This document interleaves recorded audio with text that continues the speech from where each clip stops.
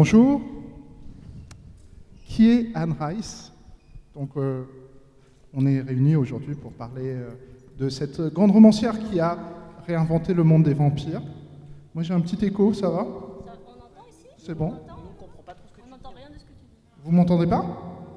Si. Ok, juste nous. Toi, tu nous, m'entends? nous, on n'entend rien et là, j'entends rien de ce que je dis non plus. Je me demande si Un nous, on n'a écho, pas ouais. un écho en fait qui est insupportable. Ouais. Bon, allez, on va tenter. Et donc aujourd'hui, pour explorer l'œuvre d'Anne Rice, et surtout parce que... Alors, on ne va pas faire une conférence universitaire, on va profiter de quelque chose de fantastique, c'est qu'on a devant nous un spécialiste d'Anne Rice et deux romancières qui ont été un peu influencées par Anne Rice, mais par bien d'autres choses, mais on ne parlera que d'Anne Rice aujourd'hui, et parce que souvent on mesure la grandeur des autrices du passé à l'influence qu'elles ont pu avoir, une influence qui est parfois une influence critique, parfois une influence dans... Comment dire, on peut suivre une grande romancière du passé, on peut la corriger, on peut la renverser, on peut la critiquer, ou on peut reprendre des éléments très épars. Et c'est ça qu'on va explorer aujourd'hui. Donc aujourd'hui, je suis avec Morgane Cossarieux, qui est juste à côté de moi, Adrien Party et Georgia Caldera. Georgia Caldera, vous, votre premier roman, c'était Les Larmes Rouges. C'est une trilogie, en fait? Oui, Une trilogie, qui est disponible chez J'ai lu, qui est là-bas. tout à fait. Et c'était inspiré en partie d'Anne Rice.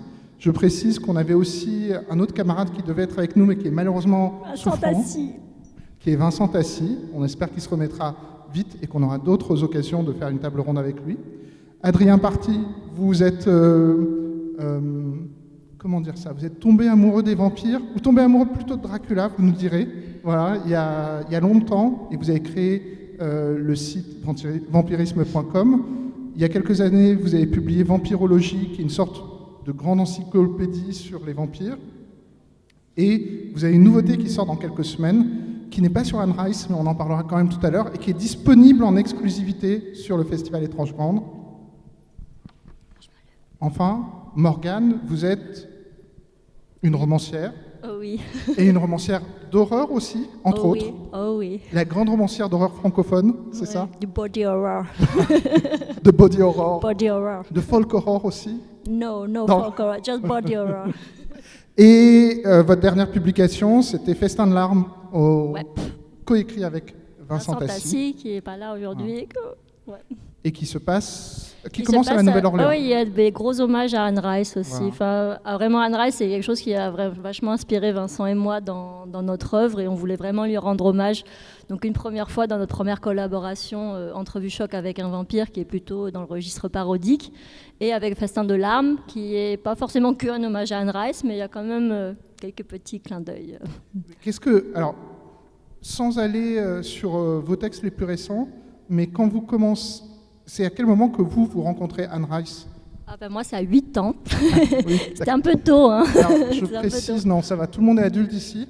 C'est peut-être pas idéal, 8 ans. C'est pas quand même. idéal, hein. Non. Non. Même après réflexion, je pense que ouais, c'était presque dangereux de lire Anne Rice à 8 ans. Je pense que j'étais un peu traumatisée, mais ça a aussi vachement configuré mon cerveau. Ça a clairement configuré ma créativité. Et pour moi, c'était le vampire, c'était Anne Rice. J'ai vraiment découvert le vampire par le prisme d'Anne Rice, et qui était un très beau prisme, mais avec beaucoup de faiblesses aussi. Donc, c'était toute une aventure, quoi. C'était toute une aventure. Et alors, ça veut dire que si vous avez découvert le vampire par Anne Rice, c'est pas Anne Rice qui vous a surpris, c'est les autres formes de vampires qui vous ont surpris quand vous avez découvert d'autres récits de vampires après. Oui, non, en fait, j'étais un petit peu trop influencée parce que j'ai un petit peu goûté, tu vois, le gros gâteau, tu sais, plein de crème. Clairement, Anne Rice aussi, elle n'est pas arrivée toute seule, elle est aussi influencée par le Fanu, donc elle avait produit quelque chose d'assez incroyable qui, moi, m'a vachement marqué. C'est vrai que j'étais un petit peu moins sensible à d'autres formes de vampirisme pendant assez longtemps, mais après, en vieillissant, oui, je suis devenue une experte du vampire aussi, et j'ai su apprécier après d'autres formes de vampirisme. J'ai inventé le mien propre, mais c'est vrai que oui, pour moi, c'était la plus grosse influence, et j'ai mis du temps à m'en séparer un petit peu, quoi. J'ai mis du temps à m'en séparer. Petit à petit caractériser à la fois ce qui est propre à Anne Rice, qu'elle apporte au mythe, Mais restons quand même sur cette idée, sur la rencontre de chacun avec Anne Rice. Georgia, comment vous avez découvert Anne Rice ? Alors, d'abord, j'ai vu le film Entretien avec un vampire, que vous connaissez certainement tous si vous êtes là. C'est un film de 1994, et Entretien avec un vampire, le roman date de 1976, et c'était un roman, un film. Parlez-nous du film. Alors, ce que j'ai aimé avec ce film, c'est que il prenait et du coup avec les écrits d'Anne Rice que j'ai découvert juste après, parce que j'ai tellement aimé ce film et la façon dont le vampire est abordé, c'est-à-dire d'une façon très psychologique. Ce que je n'avais pas retrouvé chez d'autres auteurs, par exemple, chez Bram Stoker, le vampire, c'est surtout la figure du monstre. Et Anne Rice, elle a creusé ça en gardant la figure du monstre. Ça reste un être qui a besoin de prendre des vies pour survivre à travers le sang. Mais il y en a qui s'accommodent très bien de cette condition. Et d'autres, en revanche, comme Louis dans Entretien avec un vampire, qui a beaucoup plus de mal à gérer ça, en fait. Et moi, ce que j'aimais vraiment, c'était tout ce côté psychologique. Qu'est-ce que ça donne, un être qui traverse les siècles et qui voit, en fait, le monde changer comme ça au fur et à mesure de l'histoire. Et du coup, c'est ça qui m'a amenée à l'écriture, parce que j'avais envie d'écrire une histoire de vampire. Et quand j'ai lu Twilight, je me suis dit, ok, c'est mignon et tout, mais c'est pas ça le vampire pour moi. Et c'est pour ça que je me suis lancée en fait dans l'écriture des Larmes Rouges. J'avais à cœur de replacer le vampire dans son côté épouvante, psychologique. Et voilà, ça a été ça en fait, ma rencontre avec Anne Rice. Oui, c'est une influence de se dire en fait, d'une certaine façon, Twilight vous a aussi influencé, dans la mesure où vous avez essayé de prendre le contre-pied de Twilight. Exactement. Et de revenir à Anne Rice. Je me tourne vers toi, Adrien, justement, là, Georgia nous parlait de ce vampire, de Louis dans le personnage d'Entretien avec un vampire, qui est presque un reluctant vampire. Ça commence avec Anne Rice, où il y a des vampires plus anciens, des récits de vampires plus anciens, où il y a déjà ces personnages qui refusent leur condition de vampire. Alors le trope du Reluctant Vampire ne date pas d'Anne Rice, même si elle va vraiment l'ériger en espèce de poncif, de trope si tu veux. Moi, en revenant en arrière... De paraklausituron en grec. Je plaisante, je le ferai plus. De poncif, c'est très bien. En revenant en arrière, justement, en essayant de retracer l'histoire de la littérature sur le sujet, dans les pulps américains, il y a quelques textes, justement, où on a des histoires de Reluctant Vampire, mais les histoires sont courtes et globalement, les personnages vivent tellement mal leurs conditions qu'ils finissent par se suicider. C'est le cas dans Eyes the Vampire de Henry Kuttner, c'est le cas dans Brother of the Bat de Robert Bloch, qui sont des textes super chouettes pour ça, mais où le vampire en lui-même ne survit pas en fait. C'est des jeunes transformés qui vivent mal leurs conditions, globalement qui se débarrassent de celui qui les a transformés avant eux-mêmes de se suicider. Et c'est un truc qui reste très présent au début, le Reluctant Vampire ne survit pas. Après, ça va évoluer et on a des cas de figure, notamment, je pense à la comtesse Zalenska, donc c'est dans La fille de Dracula, qui est une des suites du Dracula de Todd Browning. Et même avant ces films, ces bouquins que tu as cités, parce que ça fait Dracula, c'est les années 40. C'est la même période en fait. C'est 44 en fait, 44, le film. Et le film est superbe, et d'ailleurs ce film-là, La fille de Dracula, est une influence d'Anne Rice. En interview, elle cite ce personnage-là de femme vampire, qui est la fille de Dracula et qui vit très mal sa condition et qui espère qu'avec la mort de son père, parce que ça se passe juste après le premier film, elle va pouvoir sortir de la spirale du vampirisme, et on verra comment ça évolue ou pas. Et il y a un autre personnage en fait qu'on connaît très peu en France aussi, qui est important pour comprendre cette figure du Reluctant Vampire. C'est dans Dark Shadows, le personnage de Barnabas Collins. Alors désolé pour vous, parce que la plupart des Français ont été exposés à Dark Shadows uniquement à cause du film de Tim Burton, qui n'a rien compris du tout à Dark Shadows, ou qui a voulu ne pas comprendre ce qu'était Dark Shadows, qui est une série beaucoup plus riche, beaucoup plus intéressante et beaucoup moins potache que le film qu'il en a fait. Et le personnage de Barnabas Collins, qui était censé juste être un espèce de Monsters of the Week en passant, va phagocyter le show et devenir il arrive quand même quasiment au bout de 200 épisodes, le vampire. Donc au moment où la série est en passe de se faire annuler, il commence à injecter du surnaturel dans la série, ça marche, il a l'idée d'un vampire, le vampire trust le show carrément et se dit zut, j'avais prévu de le tuer au bout de quelques épisodes, mais là en fait les audiences sont telles que il faut en faire un personnage central et ça va durer 1400 épisodes comme ça en fait. Donc on traite beaucoup du Reluctant Vampire parce que du coup il va se poser les questions de trouver un succès d'année au sang, tous ces sujets en fait qu'on retrouve dans les fictions vampiriques post-Dark Shadows et notamment aussi chez Anne Rice avec cette idée du vampire qui arrive à survivre malgré le tourment antérieur qu'est sa propre condition, quoi. Ah, j'ai dit Reluctant Vampire, on peut dire vampire malgré lui, histoire de rester en français. Mais pour revenir sur la fille de Dracula, c'est vraiment le proto Anne Rice. En gros, elle est peintre, donc il y a vraiment tout ce côté très artistique. Très artistique, ouais. Très artistique que développe beaucoup Anne Rice. Et aussi à savoir que du coup, c'était quand même dans un cinéma qui était dirigé par le code Heights, donc on pouvait rien montrer à l'écran. Donc il y a énormément de hors-champ et de poésie en fait qui est un petit peu générée par rapport à ce hors-champ, qui finalement je trouve se retrouve vachement dans Entretien avec un vampire, parce que le premier opus au final, l'homosexualité est là, mais quand même quelque part pas complètement hors champ, mais elle est là, mais pas explicitée vraiment dans le texte. Et ouais, à chaque fois que Anne Rice disait « Ah ouais, moi j'ai été inspirée par ce truc-là », quand je l'ai vu, ce film-là, et je pense que pas grand monde l'a vu, et vraiment je conseille de le voir, c'est sûrement un des plus beaux films de Universal, c'est vraiment c'est sublime. Hein, comme tu dis, c'est très c'est queer-friendly avant l'heure, parce queer, que quoi. Elle est vraiment très queer, hein, la fille de personnage Dracula. de la fille de Dracula ne s'attaque exclusivement qu'à des femmes, en fait. Oui, mais c'est même pas une agression. C'est très comme Carmilla, très ambigu et très beau. Et vraiment, moi-même, tu vois, je me suis dit, oui, un film universal, ça va pas être terrible. Mais quand j'ai vu, je suis oh putain, ce truc, c'est génial. Donc je vous conseille vraiment de regarder La fille de Dracula. C'est ouf, et vous comprendrez de quoi est faite Anne Rice en fait en voyant ce film-là. Mais justement, je voudrais revenir sur quelque chose, c'est que tout à l'heure, Adrien, tu parlais de ce film de Tim Burton qui est un peu dénaturé ou qui est passé à côté de l'essence d'une série télé des années 60 en l'adaptant il y a quelques années, il y a une vingtaine d'années. Mais je voudrais revenir sur Entretien avec un vampire parce que moi aussi, j'ai découvert Anne Rice avec le film avant d'aller lire le roman. Et en fait, moi, j'avais bien aimé le film, mais le roman m'a frappé par plusieurs différences. Mais comme moi, je ne suis pas l'invité, mais juste la personne qui vous pose des questions, je me tourne plutôt vers... Jean-Jacques, vous avez parlé de votre découverte d'abord du film, puis du roman. Quand vous êtes passé du film au roman, est-ce que vous avez perçu des différences? Qu'est-ce qui vous avait marqué dans le film? Vous les avez retrouvés dans le roman? Qu'est-ce que vous avez gardé des deux, en fait?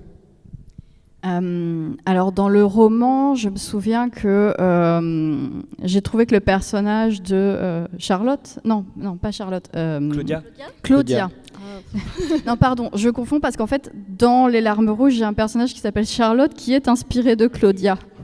Désolée.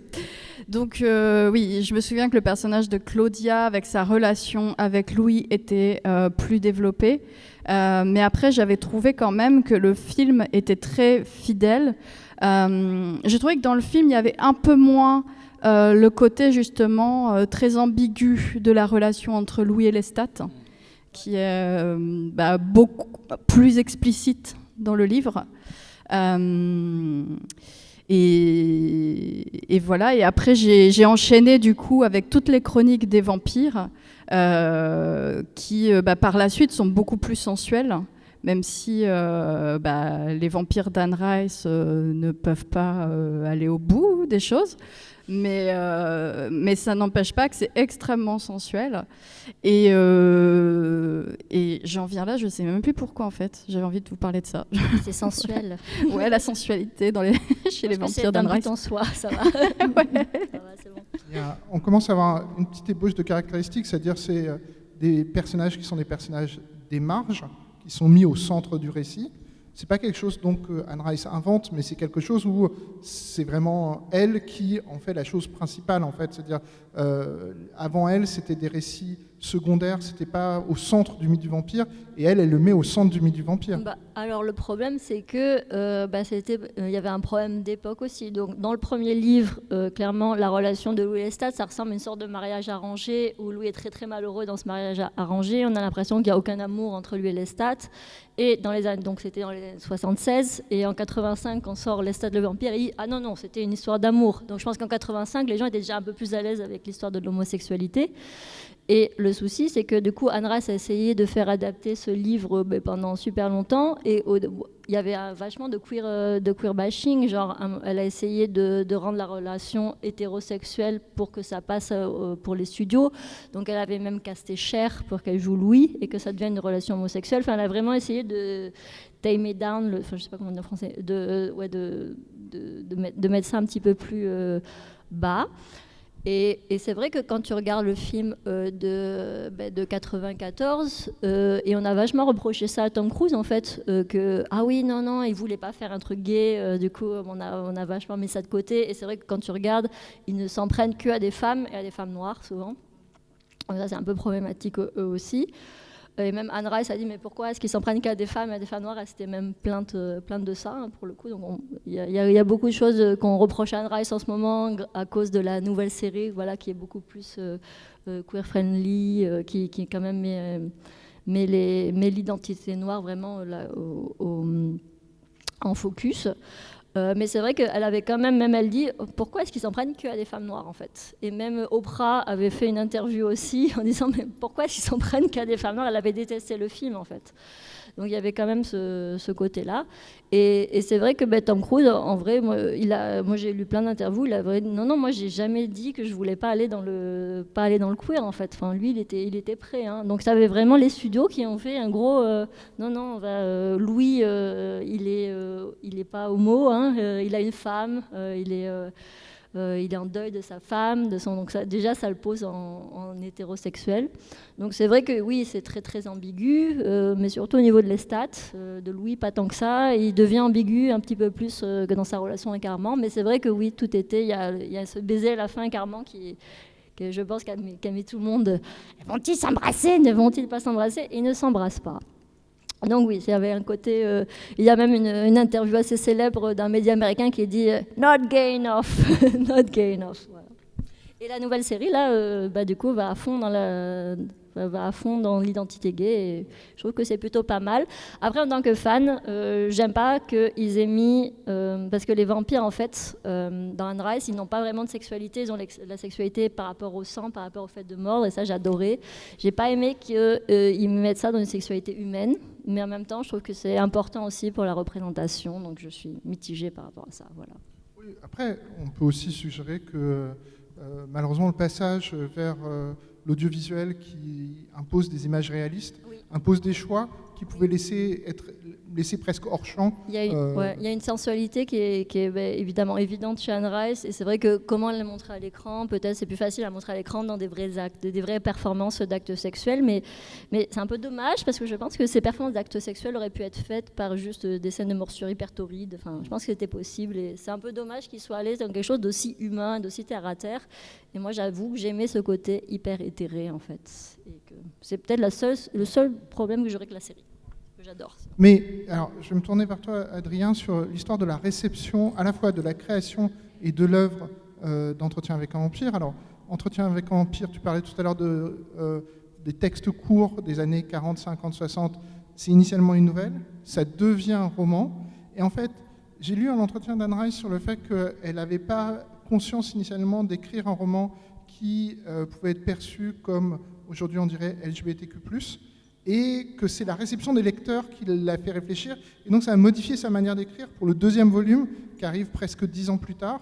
Et c'est quelque chose je trouve que c'est intéressant, c'est l'idée d'une autrice qui écoute les lecteurs et qui finalement, elle découvre le sens de son œuvre par la discussion et les lettres qu'elle reçoit en fait.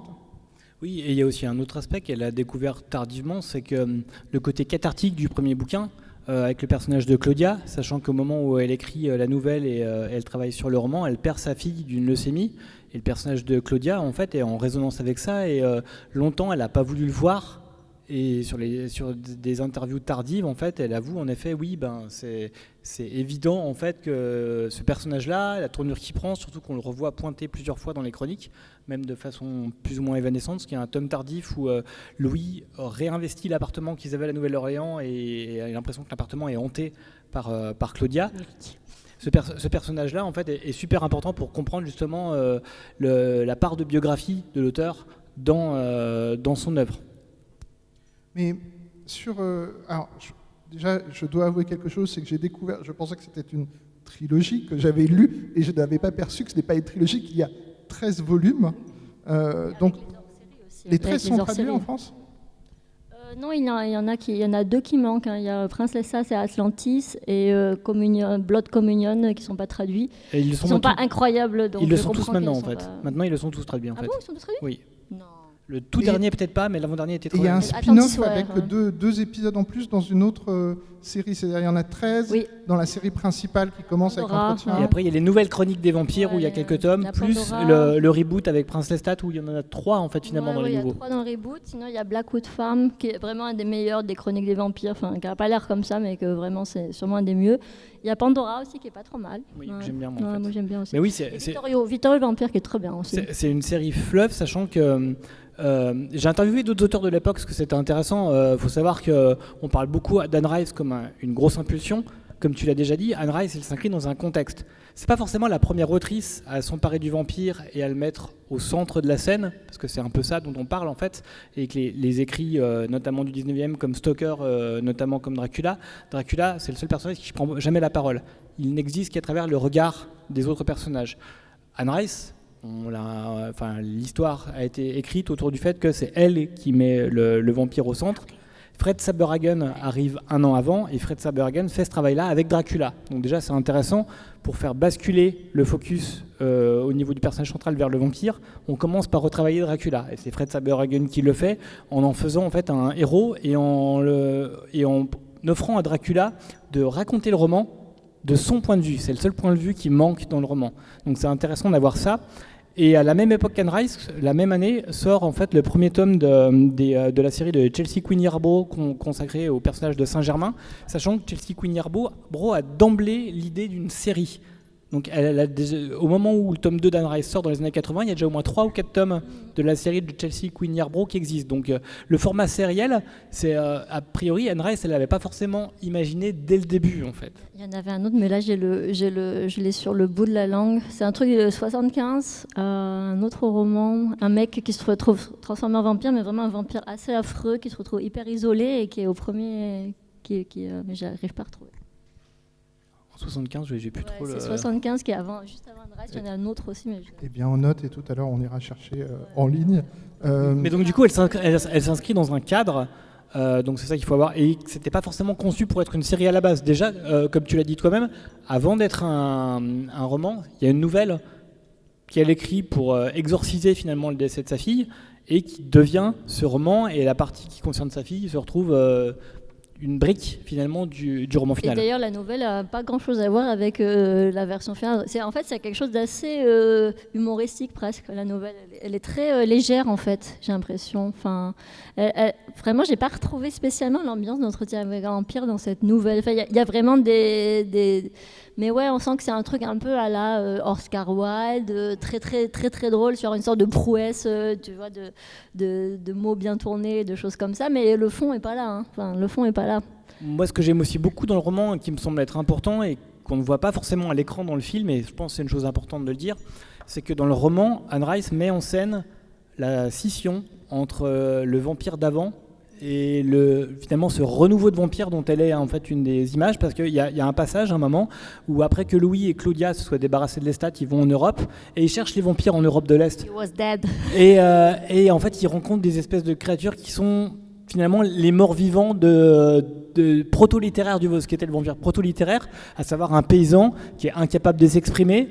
Et elle dit nous avons cherché en fait le vampire. European vampire, he was dead. Il est mort. Et ça, je trouve ça génial parce qu'elle met en scène finalement le fait qu'elle tourne le dos à la figure du vampire classique pour inventer en fait sa nouvelle forme de vampire. Elle va les trouver dans les villes, et ça aussi c'est super important finalement, parce que ça préfigure toute l'urban fantasy qui arrive dans les années 80. Donc elle a vraiment un côté précurseur sur cette approche du vampire et sur le basculement du vampire des campagnes au vampire des villes. Ouais, mais c'est assez fou parce que en fait, ça a l'air tellement clair quand tu regardes son œuvre. Mais moi, je l'avais interviewée pendant l'essai Vampire et Bayou, et c'est vrai qu'elle n'avait pas vachement rebondi sur ça. En fait, on dirait qu'elle l'avait fait en mode oh c'est normal, tu vois, mais elle n'avait pas réfléchi spécialement. Ah ouais, je vais faire une genre de grosse, tu vois, genre choc des cultures. Ah ouais, j'ai tout compris et je fais le renouveau. En fait, on dirait qu'elle l'avait pas prévu spécialement en fait. Alors que quand tu lis le truc, on dirait mon Dieu, la meuf, elle a tout prévu quoi. Quand tu lis cette phrase quoi. Après, je pense qu'il y a un truc qui est important aussi, c'est la recontextualisation de l'écriture et le fait qu'elle écrit à une période justement où on est en plein Watergate, on se détourne un peu finalement des poncifs et finalement les méchants deviennent des figures plus contrastées. Et elle cite notamment dans ses influences le parrain de Mario Puzo. Donc l'image même en fait de romanciser finalement une figure du mal, le parrain quoi. Alors clairement en plus vu l'impact d'Anne Rice qui, par rebond, va notamment donner lieu à un jeu de rôle comme Vampire la Mascarade, où la gestion des clans, la mafia, le fonctionnement de la mafia, en fait, est hyper important. C'est assez révélateur aussi de dire que le parrain de Mario Puzo est une des influences d'Anne Rice, quoi. En fait, d'une certaine façon, Lestat, c'est le parrain, et Louis, c'est le personnage de Pacino qui cherche à échapper à la mafia, mais qui est lui aussi un reluctant, un mafieux malgré lui, en fait. Je reviens vers vous parce que depuis tout à l'heure, je pense, puisqu'on joue sur ces idées d'influence littéraire, sur comment Anne Rice elle a des intuitions de sa place dans l'histoire de la littérature, même si apparemment elle ne l'a jamais conscientisé, mais elle avait une intuition très forte par la critique aussi des anciens vampires, de l'ancienne manière de faire des vampires. Jean-Jacques, quand vous vous lancez dans une trilogie de vampires, vous avez parlé du fait que c'est presque provoqué par Twilight. Donc d'une certaine façon, vous avez une forme de conscience de quel moment dans l'histoire littéraire du vampire vous arrivez. Vous nous avez parlé de la sensualité, il y a quoi d'autre dans les vampires de votre premier roman ? Comment ils se rapportent aux autres vampires en fait ? Alors, dans Les Larmes Rouges, ce que j'ai gardé par rapport à la mythologie d'Anne Rice, c'est qu'ils sont obligés de prendre du sang humain, parce que le sang de bête, ça ne fonctionne pas. Parce que je pense, à mon sens, ça dénature complètement le mythe du vampire de pouvoir s'accommoder du sang d'animal. Parce qu'à ce moment-là, ça revient à manger des animaux et c'est déjà ce qu'on fait nous-mêmes. Donc, en soi, je vois pas vraiment de contrainte à ça. Donc, du coup, j'ai gardé le fait que le sang qui, fait perdurer cette vie éternelle du vampire, c'est le sang humain. Et j'ai instauré aussi une règle, puisque Anne Rice, les vampires de Anne Rice doivent prendre le sang du dernier battement de cœur.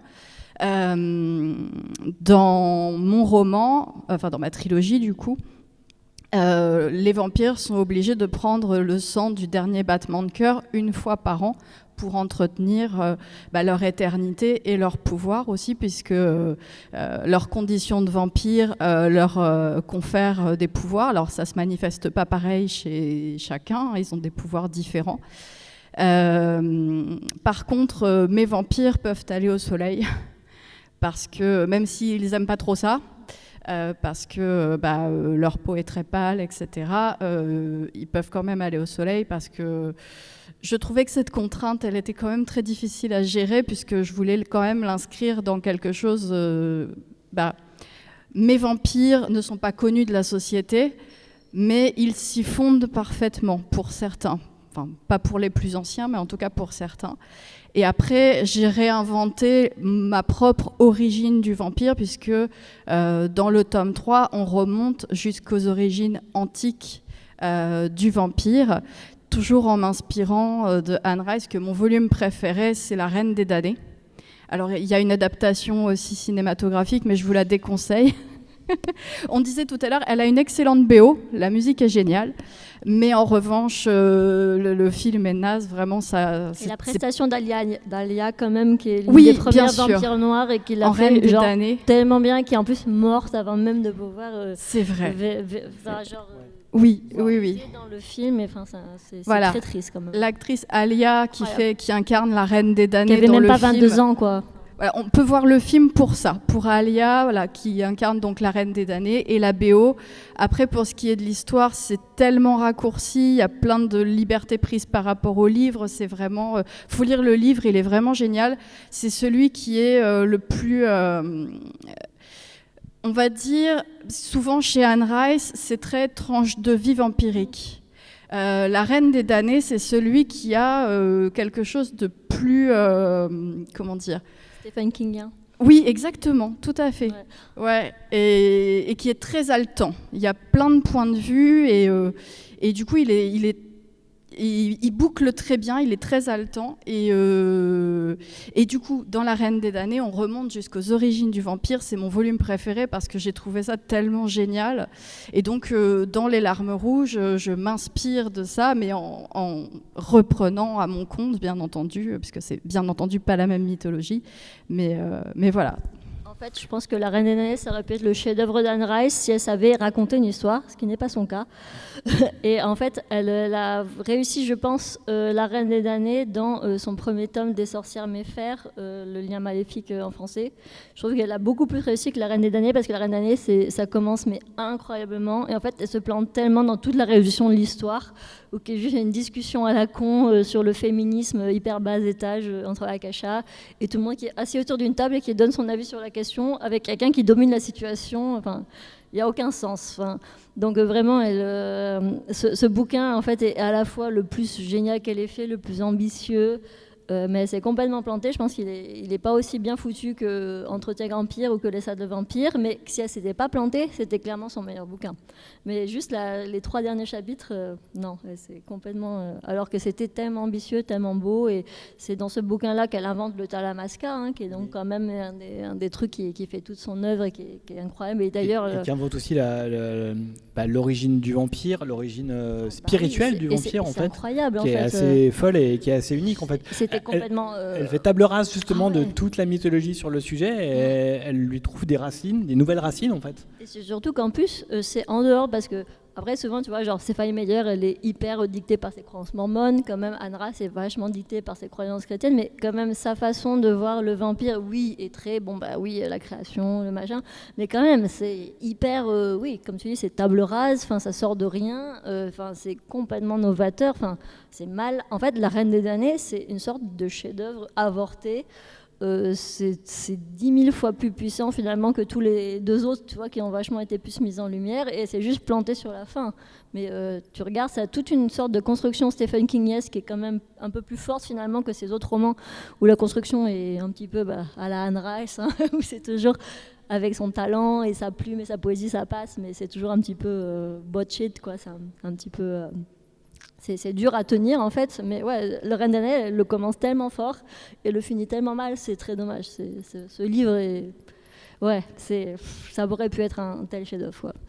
Il y a une autre chose, il me semble, que tu as gardé d'Anne Rice, c'est le rapport à l'art et à l'esthétique. Si je me rappelle bien, alors, ma lecture des Larmes rouges date, mais certains de tes vampires sont des musiciens aussi en fait. C'est aussi une chose que tu avais gardée, je crois, en fait. Oui, alors le vampire principal, Henri de Maltombe, est peintre et il peint ses obsessions, notamment celle de mon héroïne.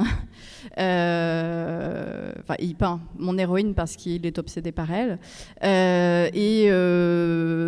La plupart de mes vampires ont des talents artistiques. Et notamment donc, le personnage de Séraphin qui apparaît dans le tome 2 et qui est violoniste. Et en fait, le violon, c'est la seule chose qui lui permet de garder un lien avec son humanité, parce que dans mon univers, à partir du moment où un humain est transformé en vampire, il perd toute sa mémoire d'humain, il oublie son histoire d'humain. Et évidemment, c'est pas forcément quelque chose qu'on vit bien. Et donc, Séraphin, en fait, on le découvre pile après sa transformation, qui s'est pas très bien passée. Et la seule chose qui lui permet de tenir, en fait, c'est qu'il garde son talent pour le violon, puisqu'il était violoniste avant. Et il manifeste son pouvoir grâce à son violon, en fait. Et le rapport du vampire avec l'art est quelque chose que j'aime beaucoup, parce qu'en fait, je me suis beaucoup posé la question de ce que pouvait donner, en fait, parce qu'on connaît évidemment l'art, c'est humain, c'est propre à l'humain. Et du coup, un vampire, c'est plus un humain, c'est un être qui va traverser les époques, qui a des déchirements, des tourments psychologiques qui sont très différents de ceux que nous, on peut vivre, évidemment. Et du coup, qu'est-ce que ça apporte, ça, à l'art? Comment ça le transforme? Comment cet art, qui est à la base humain, devient autre chose? Et du coup, j'ai essayé de développer cet axe à travers la trilogie aussi. Moi, ce que je trouve, c'est assez drôle, parce qu'en fait, on a écrit nos 2 premiers romans. Donc, tu as écrit Les Larmes Rouges et j'ai écrit Dans tes veines. On a écrit exactement, quasiment au même moment, sans se concerter, enfin, on se connaissait pas. Et je pense que toutes les deux, on l'a écrit parce qu'on était des grosses fans d'Anne Rice et qu'on était contre Twilight. Et c'est fou parce que tu as aussi moi aussi, j'ai vraiment le truc, tu vois, les vampires, ils oublient. En fait, tu sais, ils ont vraiment ce côté, ils se rappellent tellement de rien, tu vois, qu'ils peuvent être une nouvelle entité par rapport au fait qu'ils oublient. Et c'est marrant qu'on ait ce truc-là. En fait, je me demande si ça vient pas quelque part d'Anne Rice, même s'il n'y a pas ça qui est vraiment développé aussi. Enfin, tu vois, il y a une sorte de redéfinition du soi. Parce que quand tu regardes quand Lestat il devient vampire, c'est assez bizarre quand tu le relis maintenant avec nos yeux plus d'enfants ou plus d'adolescents. Il passe vraiment d'un état à l'autre. En fait, on dirait qu'il a oublié qu'il était humain. Enfin, direct, il passe sur cet état. D'autant que la transformation de vampire en Lestat, elle est violente et très violente, elle se passe très très mal, en fait. Hein. Oui, mais tu sais, ça c'est aussi un truc que la série, parce que du coup là il y a une série AMC du coup qui va insister vachement dessus, donc la saison 3 là va être sur ce tome-là, et ça a déjà été dans la saison 1 et 2, ils ont déjà mis en valeur que la transformation serait traumatique. Mais j'avoue que c'est marrant, parce que là c'est vachement mis en valeur que le fait que la transformation de Lestat est traumatique, mais elle n'est pas racontée de façon traumatique. En fait, moi, je ne l'ai jamais vécu de façon traumatique, cette transformation, mais c'est vrai, il est enlevé dans sa chambre sur un mec qui le prend dans ses épaules, qui lui fait monter une tour, qui le viole. Et après, mais en fait, le fait qu'il est violé, et après, ah non, je t'aime, d'un coup. En fait, il y a ce côté un peu problématique chez Anne Rice, de ah, t'es violé, mais d'un coup, tu aimes, en fait. Enfin, et d'un coup, tu ressens un plaisir sexuel qui fait syndrome de Stockholm. Il y a vraiment un syndrome de Stockholm chez Anne Rice, et je ne sais pas si c'est son but, tu vois, de pointer ça, ou elle veut une certaine poésie dans le truc, mais c'est vrai que moi j'ai jamais vécu violemment le passé traumatique des personnages, mais qui est là, chaque personnage, que ce soit Armand, que ce soit Louis, que ce soit Lestat, ils ont tous un passé ultra traumatique, mais moi je n'ai jamais vécu ça dans ma lecture de fans et de jeunes filles de 12 ans, tu vois, qui lisaient ça. Et c'est incroyable, je trouve ça tellement intéressant, en fait, ces nouvelles relectures de mon Dieu, c'est traumatique, et le passé traumatique est vachement mis en valeur, en fait, dans les nouvelles réinterprétations. Et je vois aussi, parce que je suis dans les fandoms, et beaucoup de fans américains disent ah, moi j'avais déjà vécu comme traumatique, en fait. Et je ne sais pas comment Anne Rice, elle le vit, en fait. Parce que j'ai l'impression qu'elle ne le vit vraiment pas comme traumatique, en fait. Elle voit ça comme une sorte de beauté, de la souffrance, enfin, tu vois, plus un truc comme ça. En fait. Alors après aussi, je pense que ça peut aller avec la posture qui est là par rapport à ces vampires, et l'idée justement que les vampires se livrent dans Anne Rice, qu'ils n'ont jamais fait jusque-là. C'est la première à initier. Alors on en a parlé, en fait, c'est pas forcément la première, parce que Fred Saberhagen est arrivé avant elle et raconte ce qui s'est déroulé dans Dracula. Avec Anne Rice, en fait, le vampire se livre. Donc dans Anne Rice, du coup, il raconte à un journaliste, Louis raconte à un journaliste son existence, et chaque tome reprend cette dynamique d'une manière ou d'une autre, du récitatif, en fait, du retour sur soi. Donc presque, il y a un côté psychologique qui du coup va être repris également par la suite, je pense, notamment dans des œuvres comme Vampire Junction de S.P. Zumthor, où là c'est le jeune vampire Timmy Valentine, en fait, qui fait appel à une psy. D'autant en fait que le roman est basé sur le concept de l'archétype jungien, donc il y a énormément de liens psychologiques avec et même dans le Suzimaki Charnas, le personnage, je me rappelle jamais le titre, un vampire ordinaire, ouais. Où le personnage est un prof qui est en même temps un vampire. Au bout d'un certain chapitre, en fait, il a une psychiatre, en fait, et pareil, il s'allonge. Il y a toute cette dynamique des vampires qui vont s'allonger et se livrer, et peut-être justement. Mais c'est quand même Anne Rice qui a fait tout ça avec le journaliste qui écoute, et même dans la série AMC, en fait, je vois que le journaliste est plus un psy et il lui dit mais Et enfin, il lui fait sa thérapie, il lui dit mais tu dis de la merde, alors que dans le premier, quand même, dans le livre, il lui fait ah vous êtes beau, je vous écoute et j'écoute tout ce que vous dites, quoi. Et peut-être que cette prise de distance par rapport au traumatisme vient aussi du fait que c'est le vampire qui se livre lui-même en fait, et il est là en fait pour exorciser et pas forcément pour revivre. Il peut être aussi dans le déni complet. Dans une situation de déni. Mais c'est ce qui est vraiment hyper dans la série, justement, ils insistent vraiment sur le côté narrateur qu'on ne peut pas croire, en fait. Enfin, ils sont vraiment ah ouais, mais ce que tu te rappelles, c'est vraiment ça, et c'est quelque chose en fait qu'il y a déjà dans les chroniques d'Anne Rice, parce que quand tu sautes d'un roman à l'autre, en fait, chacun des romans met en ils se contredisent. Ils se contredisent complètement, donc t'es là. Et tu sais pas, mais c'est vrai que dans les romans, en fait, tu ne sais pas si c'est Anne Rice elle-même qui a oublié de se relire ou si c'est vraiment qu'elle peut vraiment mettre. Non, en fait, ce narrateur était un narrateur pas fiable. Mais c'est vrai que dans la série, vraiment, la série se repose dessus de fou. Et sinon, moi, j'aimerais aussi parler de. Je vois que vous avez osé mettre ce poster-là, et j'aimerais qu'on en parle aussi au bout d'un moment. Mais je pense aussi à quelque chose, c'est que moi, une des multiples choses qui font que pour moi, Entretien avec un vampire, c'est un grand classique du XXe siècle, c'est qu'en fait, ça joue dans plusieurs filiations littéraires, à la fois, comme Adrien, tu l'as dit, et vous l'avez montré toutes les deux, c'est en interaction avec les littératures populaires, mais aussi, ces jeux sur la narration, ça l'éloigne de la littérature populaire et ça le rapproche de la littérature gothique qui joue depuis 200 ans sur les formes, c'est-à-dire la littérature épistolaire, la littérature avec des narrateurs qui disent n'importe quoi. Le principe du narrateur non fiable, c'est vrai que c'est très gothique. Il fait partie de l'histoire de la littérature vampirique, le principe du narrateur non fiable. Oui, avec donc, Dracula. Dracula, c'est évident. Alors, en fait. Je vois que l'heure tourne et j'ai quand même des tas de questions plus précises sur Anne Rice et des questions étranges. Voilà. Alors, ça a un lien avec Dracula, tu vas voir, c'est que, en fait, ce qui me frappe très souvent quand on lit sur la littérature des vampires, là, on a parlé des caractéristiques d'Anne Rice, mais en fait, elle s'inscrit dans une tradition où il y a des grandes figures littéraires, c'est que une très grande partie des écrivains de vampires sont des écrivains catholiques au XIXe siècle, qui grandissent dans des milieux protestants, où ils sont dans une forme de marge pour certains. Et en fait, Anne Rice est une Américaine d'origine catholique, qui aura toute sa vie une relation particulière avec le catholicisme. Je t'aime moi non plus. Parfois elle devient catholique, puis elle redevient athée, puis elle redevient catholique, c'était puis très elle devient compliqué catholique pour elle. dissidente. Mais ça fait la richesse de son œuvre. Pardon ? Ça fait la richesse de son œuvre, c'est Oui, incroyable. c'est ça. Je la remercie. Mais ça nourrit son imaginaire. Je la remercie d'avoir eu toutes ces hésitations, et c'est ça qui rend la puissance de ces vampires, c'est que ces personnes ont la foi, se demandent s'ils sont des démons, des anges, et même moi, tu vois, j'en ai rien à foutre des questions théologiques, et c'est pour ça que j'aime vraiment le moins son tome hyper théologique, même Noc le démon.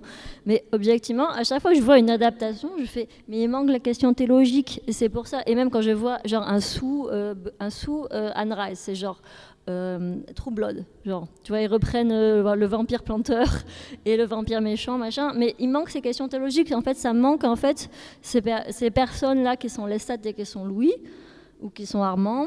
En fait, il y a cette profondeur théologique en fait qui a ajouté vachement au personnage. C'était hyper important. Sur ces vampires qui se demandaient est-ce que je suis de l'ange ou est-ce que je suis du démon, et quelque part, même si moi j'avoue c'est pas du tout des questions qui me touchent, en fait je trouve que ça a ajouté un truc de fou en fait. Et c'est bête hein, mais le vampire est extrêmement catholique, et quelqu'un qui s'y connaît autant et qui est tellement concerné a réussi à faire un truc de malade par rapport à ça, et je la remercierai jamais assez d'être autant touchée par ces questions théologiques, alors que moi-même je suis une des personnes les plus athées du monde. Oui, surtout, il y a presque une dimension de réalisme littéraire dedans, parce que ces personnages sont des personnages qui sont nés au XVIIIe siècle, en fait. Donc, dans un univers intellectuellement très très différent du nôtre. Non, mais c'est ce que... Oui, mais c'est ça, après coup, tu vois, c'est comme ça que j'ai reçu quand j'étais gamine, parce que je me suis dit, ah bah oui, mais à cette époque-là, de toute façon, tout le monde était hyper passionné sur est-ce que Dieu existe ou est-ce que Dieu n'existe pas. Mais en vrai, je pense qu'au XVIIIe siècle, les gens n'étaient pas si passionnés que ça, c'est juste elle qui est passionnée par ça, parce qu'elle était clairement passionnée par ça à une époque où personne d'autre qu'elle était passionné par ça. Dans les 70, je suis désolée, c'est l'anticléricalisme. Elle est complètement à l'ouest d'être aussi à fond dans la religion, et même quand elle écrit Entretien avec un vampire, elle est contre l'Église, elle a quitté l'Église, elle a été déçue par l'Église, sa mère est morte d'alcoolisme, donc elle rejette ça. et elle a perdu sa fille, donc elle est vraiment dans un rejet, mais elle associe ça au catholicisme, elle associe ça à une forme de religion tout le temps, mais c'est ça qui est hyper fort, parce que vraiment, le figure du vampire est hyper catholique, et c'est une des personnes qui a vraiment réussi à réintégrer l'essence du vampire avec le catholicisme, parce que c'était son obsession. Et j'avoue que moi, tu vois, après coup, genre à 40, enfin j'ai presque 40 ans, et tu vois, c'est après coup, tu vois, vraiment en remettant tous les trucs dans le truc, c'est pour ça que c'est beau, c'est parce qu'elle a cette foi qu'elle sait pas, et elle réassocie tout ça avec ça, et c'est ça, enfin tu vois, elle est tellement passionnée, mais c'est à cause de sa foi en fait. Et ouais, enfin tu vois, il y a ce truc-là, et moi je suis athée, hein, mais je trouve ça beau. Une partie de la dimension esthétique d'Anne Rice vient aussi de sa relation religieuse. Pour avoir lu, en fait, elle a sorti, quelques années avant sa mort, une biographie de son rapport à la religion, qui est super intéressant. Justement, elle parle notamment de sa passion et de son obsession pour les statues des églises, qu'on retrouve justement dans la description de ces vampires, notamment à Kasha et Enkill, quand ils sont transformés en statues de pierre, le côté marbre, parce que je trouve ça drôle du coup, parce que ça fait le pont après avec Twilight et avec cette idée de l'adjectif marmoréen qu'utilise Stephenie Meyer. Donc même entre les deux, même si toutes les deux s'en défendent, il y a une filiation en fait, hein, elles ne peuvent pas le nier, quoi. Ouais, en fait moi ça m'a toujours beaucoup fait rire parce que, alors, du coup, je voulais revenir dessus parce que toi tu as fait un anti-Twilight et j'ai fait un anti-Twilight, enfin vraiment exactement au même moment, on était toutes les deux hyper énervées par ces manières, je pense qu'on voulait vraiment revenir à Anne Rice, mais c'est vrai que toujours les gens venaient vers nous et j'imagine vers toi aussi, ah ouais parce que franchement ça brille comme des boules à facettes, machin, je disais, mais chez Anne Rice aussi, en fait, si tu lis, ça brille comme des boules à facettes. Elles sont fluorescentes. Enfin, les vampires, en fait, tout le monde l'oublie parce que dans les adaptations, ça n'est pas adapté. Mais en fait, les vampires d'Anne Rice sont fluorescents. Hein. Ils sont fluorescents, leurs yeux brillent comme des pierres d'améthyste, leurs ongles brillent comme du verre. Donc, en fait, la description que fait Stephenie Meyer, et quand Stephenie Meyer dit « Ah, je n'ai pas lu Anne Rice, je ne suis pas inspirée Anne Rice », mon cul, enfin, je suis désolée, mais mon cul, tu as lu Anne Rice, tu t'es complètement inspiré d'Anne Rice et tu as complètement repris la minéralité d'Anne Rice, hein, donc c'est bon là. Hein. Mais de toute façon, pour avoir interviewé énormément des auteurs qui ont suivi Anne Rice, ceux que j'ai commencé à citer, mais aussi des gens comme Whitley Strieber qui a écrit Les Prédateurs. Le premier était 85. 85 en fait, donc dans les années 80-90, les auteurs qui vont écrire sur les vampires, oui. construisent leur œuvre soit en adéquation avec ce qu'a fait Anne Rice, soit en opposition avec ce qu'a fait Anne Rice. C'est le cas notamment de Les Daniels avec Le Vampire de la Sainte Inquisition, qui oppose en fait deux frères, un inquisiteur et un vampire, où là on se retrouve davantage vers une optique stokerienne, mais tous les autres en fait sont vraiment dans une dynamique type Anne Rice. Zomto en fait pour Vampire Junction me disait que oui, Anne Rice pour lui c'était, pour eux ils n'auraient pas écrit sur le sujet s'il n'y avait pas eu Anne Rice. Et pourtant quand même, Vampire Junction pour moi c'est un des trucs les plus originaux qui a été fait. Au final tu vois avec Poppy Z. Bright, mais tu vois qu'il y a une influence. Et même, c'est vrai que tu vois, quand j'ai vu que Vampire Junction avait été fait exactement à la même époque que Les Saints de Vampire, du coup, est-ce que c'est Les Saints de Vampire qui s'est inspiré de Vampire Junction ou c'est Vampire Junction qui s'est inspiré de Les Saints de Vampire? Parce que je crois que Vampire Junction, objectivement, a été fait avant Les Saints de Vampire, donc je crois que c'est Anne Rice qui s'est inspiré de Vampire Junction pour ce Vampire Rockstar. Moi, c'est ma théorie et c'est ce que j'ai regardé dans les dates. Hein. Là, on parle vraiment des auteurs. C'est la grandeur d'une romancière, ça se voit aussi aux gens qu'elle influence. Il y a quand même un aspect qu'on n'a pas encore mentionné d'Anne Rice, c'est que, certes, elle recrée le mythe du vampire.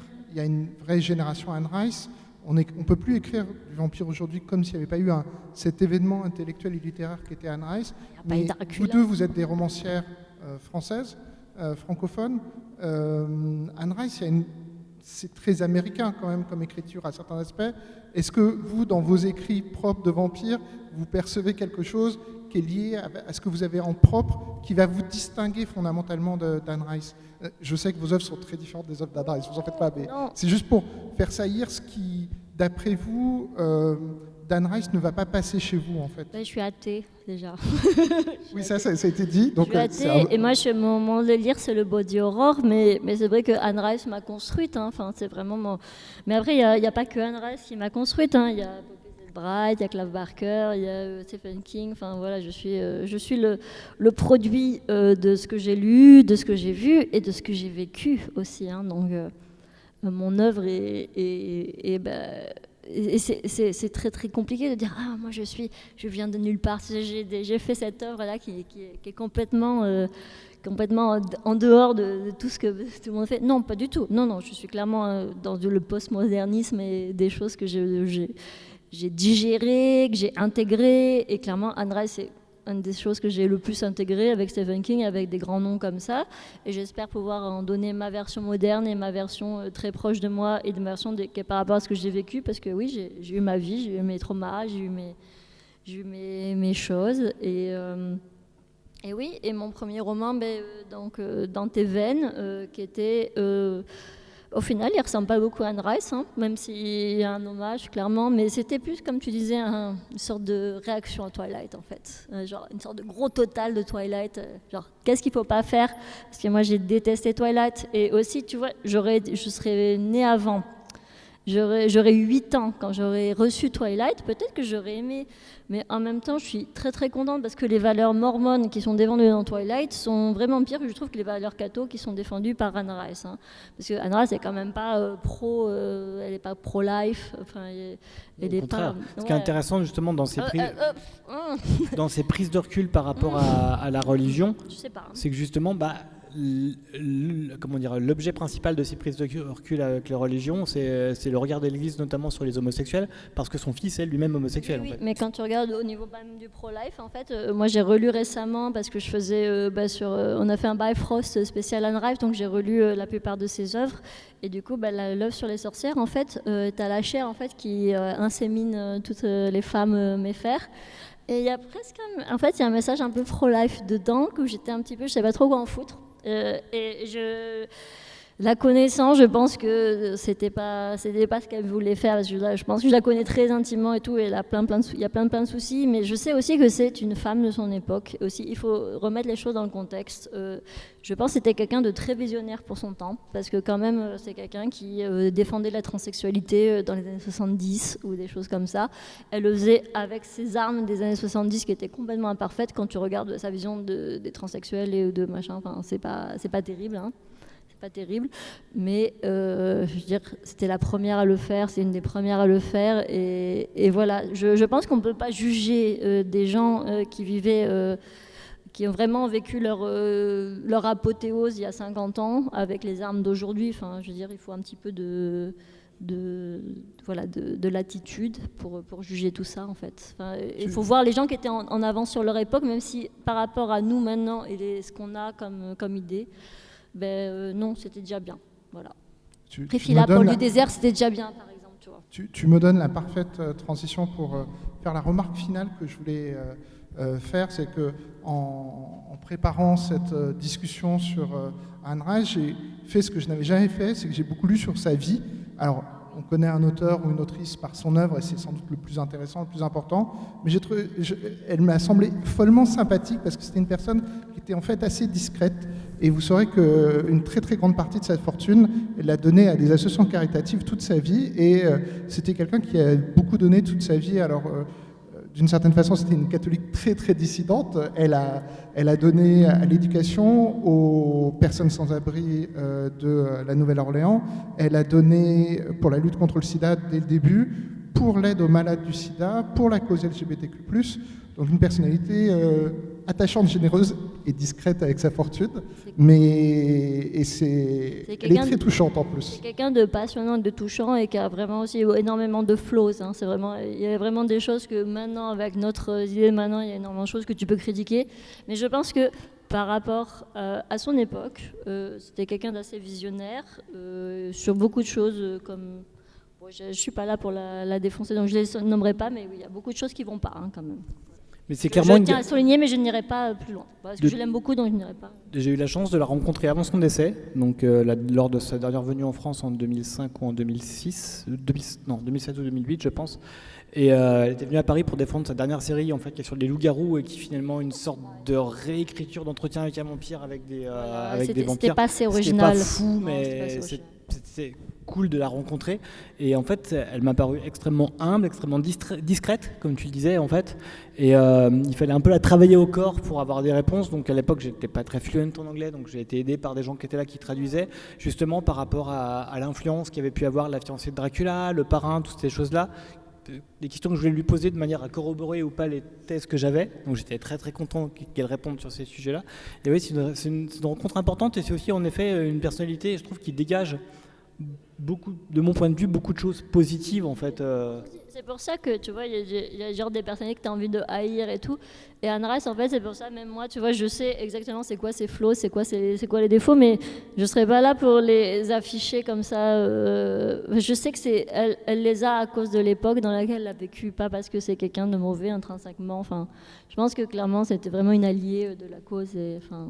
Elle a tellement apporté pour tellement de choses en fait. Et c'est difficile d'écrire des choses si noires si on n'a pas soi-même une petite part d'ombre. Et puis quand même c'est quelqu'un qui a vécu donc la mort de sa mère par alcoolisme, la mort de sa petite fille à 5 ans. Enfin je veux dire comment tu ressors de ça genre pas complètement traumatisé en fait. Enfin, la pauvre femme.